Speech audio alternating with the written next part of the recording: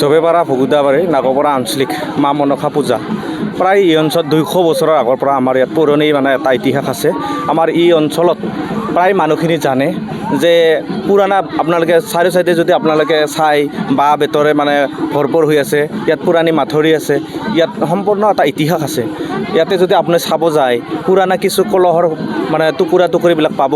গতিকে আমি সেই মানে বস্তুখিনি দেখা পাই বা বিভিন্নজনে ইয়াত আহি বিভিন্নজনৰ মানে এটা মানে বেমাৰ আজাৰৰ পৰা যি মানে আহি ইয়াত মানে তাৰ চৰণত ধৰি মংগল কামনা কৰিছে।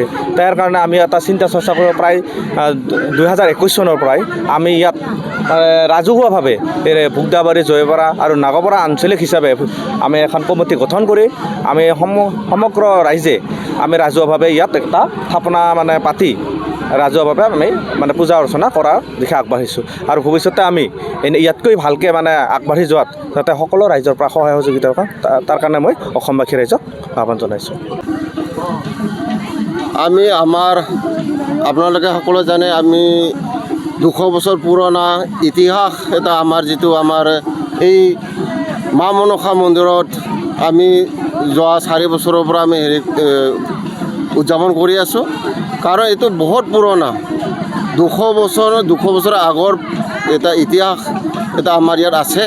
আৰু আমি যোৱা 4 বছৰৰ পৰা আমি উদযাপন কৰিছোঁ আৰু আশা কৰিছোঁ আমাক সকলো দৰ্শনাৰ্থীয়ে যেন আমাক এনেকৈ যেন আমি বছৰে বছৰে উদযাপন কৰিব পাৰোঁ।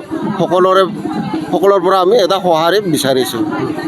বৰ্তমান আমি খুব ভালেই লাগিছে, কিন্তু ঘটনা হ'ল কি আজি 2 বছৰৰ আগৰ পৰা এই পূজাটো কোনো জাগৃত হোৱা নাছিলে। কিন্তু আজি 4 বছৰ ধৰি আমি 4 বৰ্ষ চতুৰ্থ বৰ্ষত আমি ভৰি দিছোঁ। গতিকে বৰ্তমান আমাৰ 4 বছৰ এই কাল ধৰি চলি আছে পূজা কৰা।